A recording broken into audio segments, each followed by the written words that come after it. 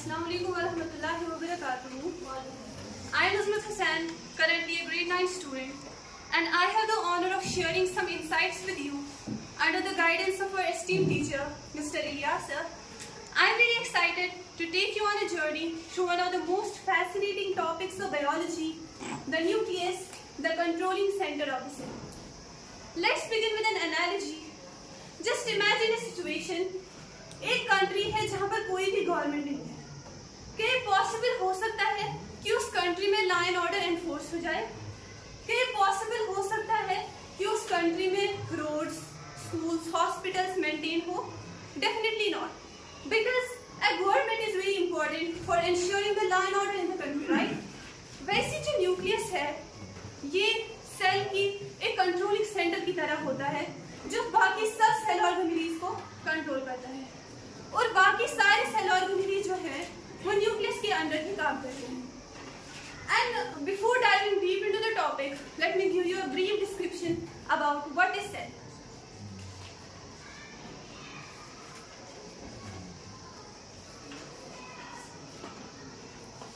What is cell?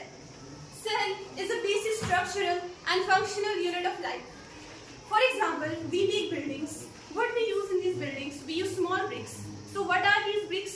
These bricks are the structural unit of that building.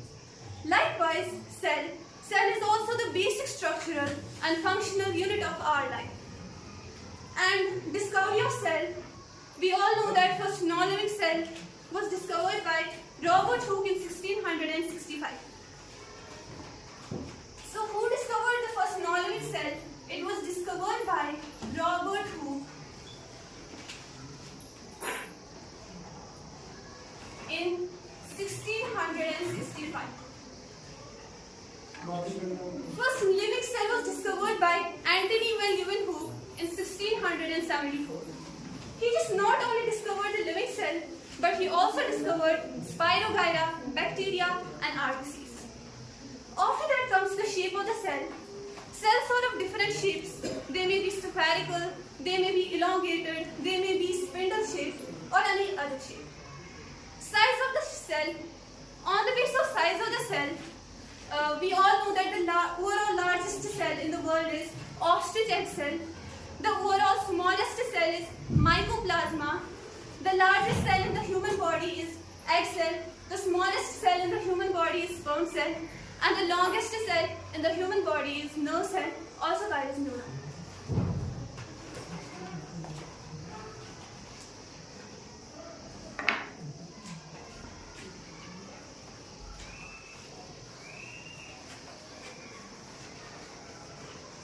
This cell has two main components, that is outer covering and protoplasm.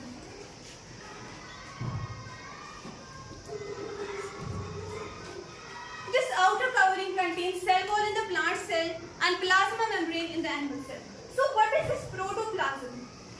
Protoplasm name was coined by Purkinje and it was discovered by Dujruddin. It's a jelly-like material that is present inside the cell, and it's composed of both organic as well as inorganic materials. It consists of cytoplasm and nucleus. Cytoplasm is also like a jelly-like matrix that's present inside the cell, and it's composed of living and non-living components. Living components called as cell organelles and non-living components called as cell inclusions. So the cytoplasm is composed of different cellular organelles.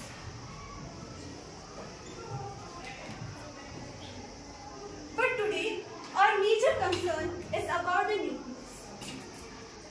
What is nucleus? Why is it called the controlling center of the cell? What are the functions of nucleus, and what is the structure of nucleus?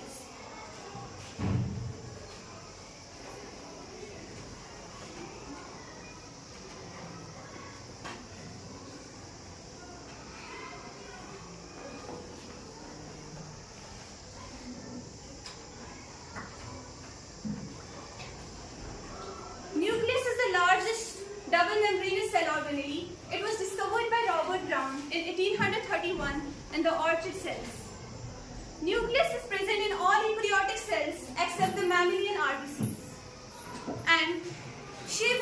shape of the nucleus. It may be spherical, it may be cylindrical, or any other shaped also. On the basis of number of nucleus, it has been classified into three types: anucleate, uninucleate, and polynucleate. Anucleate means which do not possess any cell. For example, RBCs. RBCs are anucleate organisms.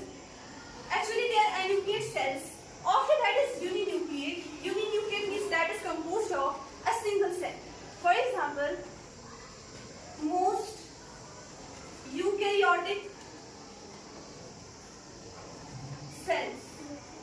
So most eukaryotic cells are uninucleate, and polynucleate means that are composed of more than one nucleus. For example, striated muscle cells and bone marrow. After that,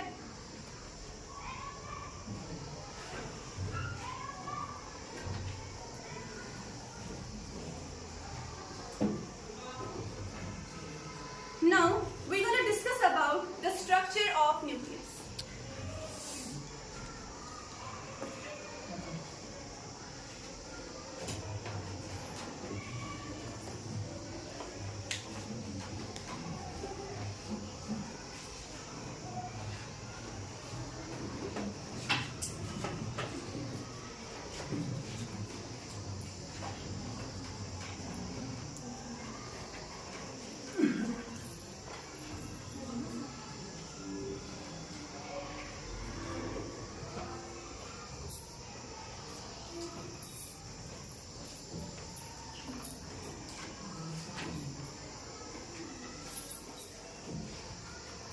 So this is the structure of nucleus.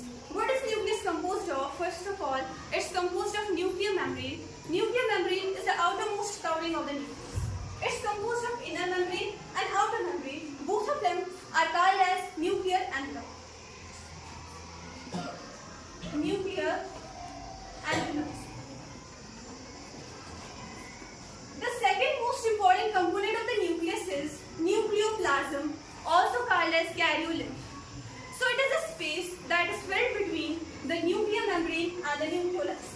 So the material you can see here is the nucleoplasm.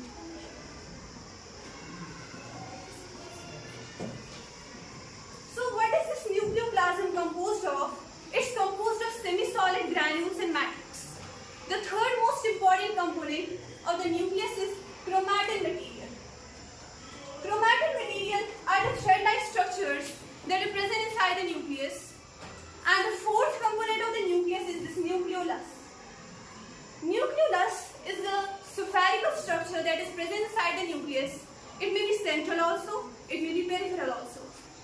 It has two types: karyosomes, plasmosomes. Karyosomes means true nucleolus, plasmosomes means false nucleolus. After that, we're going to discuss about what are the functions of nucleus. Nucleus helps in the transmission of information from one generation to the another generation. It controls the actions and activities of other cellular organelles, and that's why it's also called as the controlling center or boss of the cell. Not only that, it also helps in the protein synthesis, and it controls the hereditary characters inside the cell. One of the most important topics in which students often get confused is what is the difference between this chromatin material and chromosomes.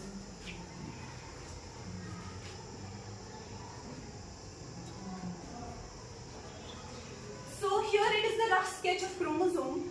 Actually both of them are same, but their forms are different. So what is this chromosome? First of all, we're going to discuss about chromatin material. Chromatin material are the thread-like structures, and they are coil-like structures that are present inside the nucleus. And this chromosome, when this cell undergoes cell division, it takes the shape of chromosome. So what are these chromosomes composed of?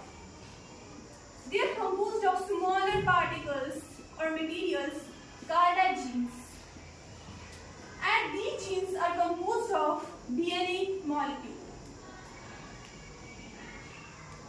For example, this is a DNA molecule.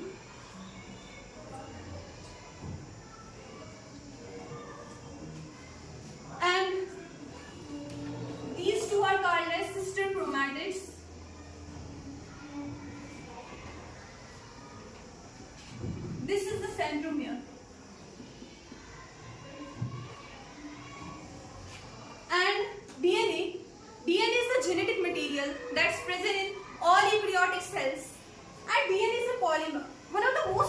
concept is that what is a polymer?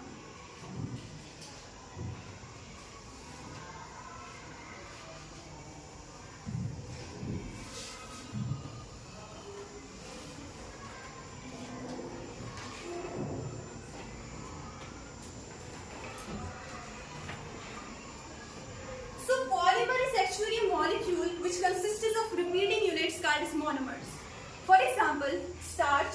Starch is a polymer which consists of repeating units of glucose. It's the simplest polymer we can say. It's made up of simplest units or monomers called as glucose. And these glucose molecules are combined by glycosidic bond to form the starch polymer. After that, we all are aware about the fact that DNA is composed of sugar, phosphate and bases. Base plus sugar gives nucleoside and base plus sugar plus phosphate gives nucleotide. DNA is composed of nitrogenous bases. So what are the nitrogenous bases that are present inside the DNA? They are adenine, guanine, thymine, cytosine and uracil. So these are the nitrogenous bases that are present inside the DNA. Adenine and guanine come under the purine group. Thymine, cytosine and uracil come under the pyrimidine group. Purine is composed of 2 rings and pyrimidine is composed of a single ring. And we must always remember that adenine is paired with thymine by 2 hydrogen bonds and guanine is paired with cytosine by 3 hydrogen bonds. So this thymine, it's not present in case of RNA. In case of RNA, we found only adenine, guanine, cytosine and uracil.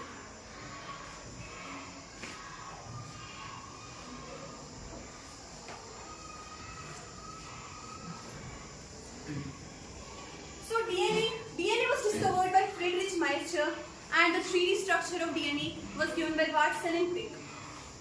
This is the structure of DNA.